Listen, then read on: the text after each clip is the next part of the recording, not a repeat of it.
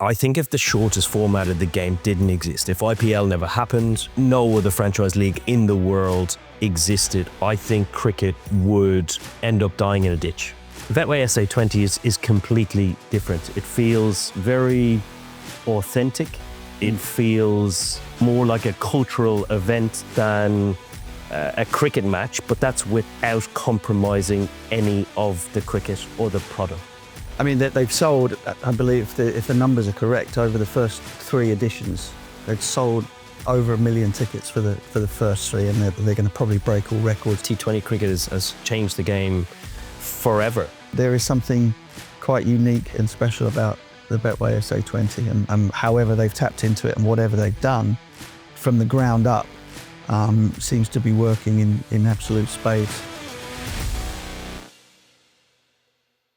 Hello and welcome. Mark Butcher here in Cape Town at the Betway SA20. Welcome to part 2 of 4 in our series about this tremendous tournament. It gives me enormous pleasure to welcome along Eoin Morgan, former England captain, World Cup winner, and a man who has sampled many T20 tournaments around the world. Eoin, good to see you. How was your trip? Are you feeling fresh? Yeah, I am surprisingly fresh. I was fresher at home. It was -3 when I jumped on the plane in London, but always good to be back in South Africa. I absolutely love this country for many reasons, but above all is that they do sport really well, and it really is an integral part of society in this country. And what a tournament the Betway SA20 is. You know, I played in the very first year of it back in 2023, albeit right at the landing zone of my retirement, but I absolutely loved it. So delighted to be here, Butch. Yeah, it's an incredible tournament. You talk about that first year. We're only into the 4th edition now, and it seems very much part of the furniture as far as the sort of the global T20 outlook. What do you put its rise down to? I mean, obviously everybody is chasing the IPL, and that kind of sits in a stratosphere all by itself. But you know, the SA20 has been gaining, and perhaps even is positioning itself nicely in there at number 2. How do you see that?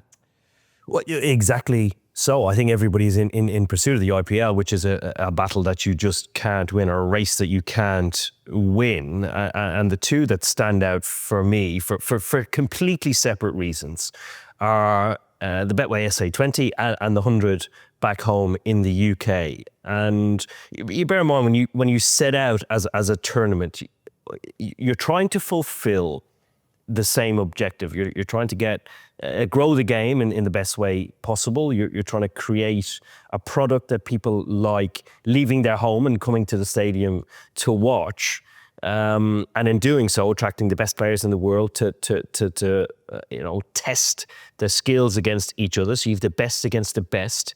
And in the same regard, for all of your local players, you create this platform that didn't already exist to try and compete and possibly catapult them from a domestic level to as close as international standard and pressure and hype as fast as you can. So combining those 3 things in different ways, I think the 100 has gone about it slightly differently. The change of format for different reasons, access to terrestrial television, satisfying broadcaster, getting the counties to vote for it, and the change of format. That was one of the reasons why it was changed, but it has been an overriding success.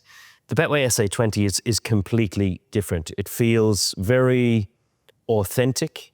It feels more like a cultural event than a cricket match, but that's without compromising any of the cricket or the product. And having played in that first year, and having played for a decade or more for England here in South Africa, the thing that stood out for me was the passion that the fans brought through the gate to the game. I mean, it's fantastic time that you can spend with family and kids in the lead into the game. But once the game starts, all eyeballs are on the game, and everything is peeled back to, in essence, what sport should be: engaged, getting lost in each and every battle, each and every shot, each and every dismissal.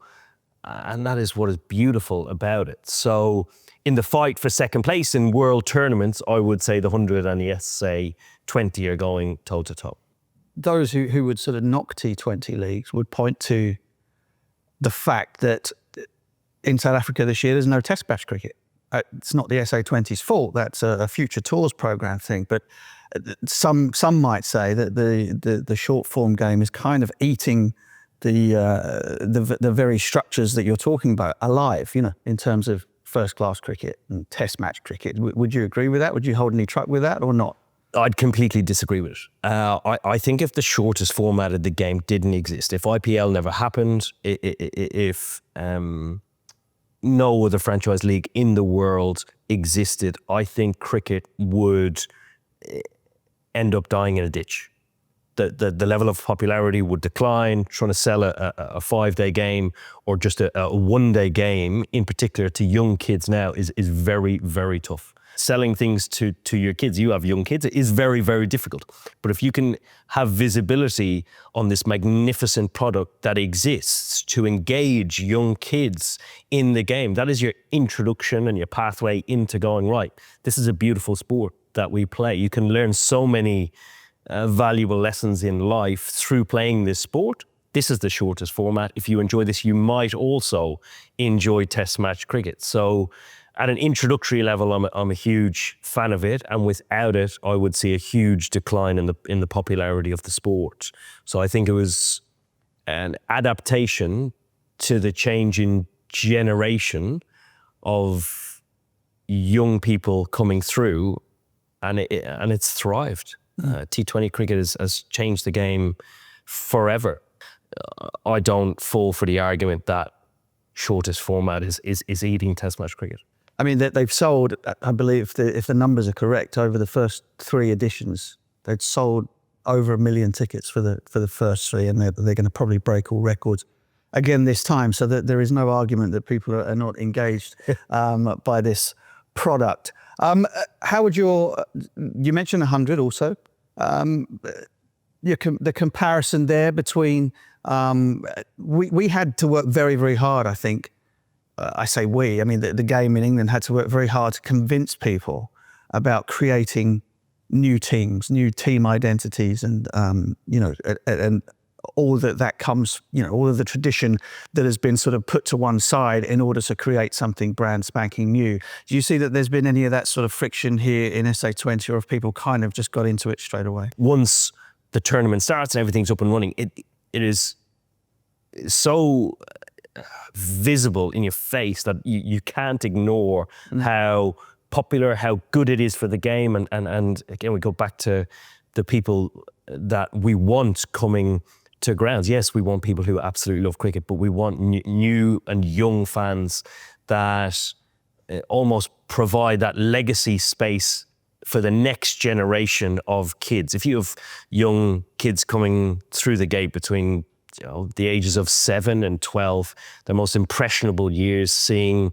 the likes of Quinton de Kock smack it everywhere, whoever it might be, that is a really good thing for the sport. So I think once the tournaments are up and running, it's easier to see it. And you got to bear in mind, it only runs for 1 month each. The 100's in August. Betway SA20 is in January, and for the other 11 months, you're fighting off the challenges what people criticise it for.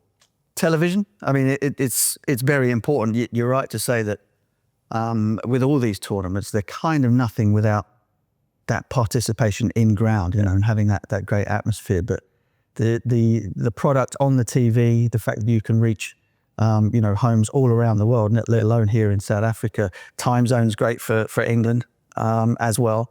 It puts Betway SA20 into that same shop window as something like the IPL, and kind of it gives the country the best advertisement you possibly can, because the venues here are incredible, aren't they? I mean, they got the backdrops at Paarl and here at Newlands, and the atmosphere at Pretoria, and the band at Sunrisers Eastern Cape. There's a uniqueness to it that people perhaps who haven't thought about coming down to South Africa to watch their sport must make them lick their lips and think, we're getting a ticket, we're going.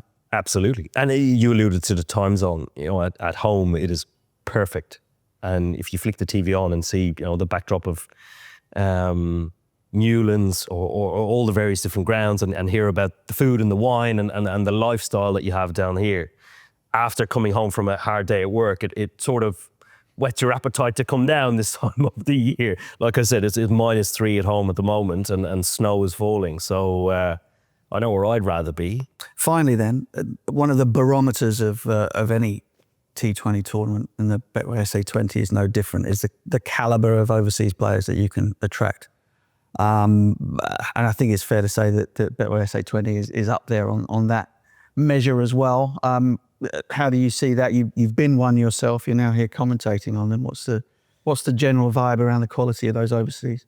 Well, it's as good as you can get. Here last night, my Cape Town, Nicholas Pooran, who is probably the most destructive player on the planet right now, rolls out, hasn't got a great deal of scores behind him, but plays so free-flowing that the whole ground is just in awe for 25 minutes, and it changes the game. So when you have players like that coming to a tournament, they attract better players, because the best players in the world want to play against the best, and that continues across the board. The likes of Joss Butler continuing to want to come down here to play against the best, and they believe it is a good product. They believe that, we mentioned at the start, the quality of cricket that you see is not compromised with the event that is going on. So it's Joe Root might have bought a place in Pal. He loved it so much last year. I'm not sure if that's true, but that was the rumour at the time. But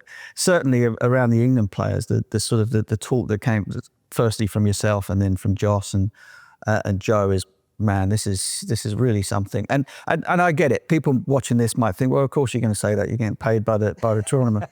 But genuinely, I do plenty of these around the world. There is something quite unique and special about the Betway SA20, and however they've tapped into it and whatever they've done from the ground up seems to be working in absolute spades.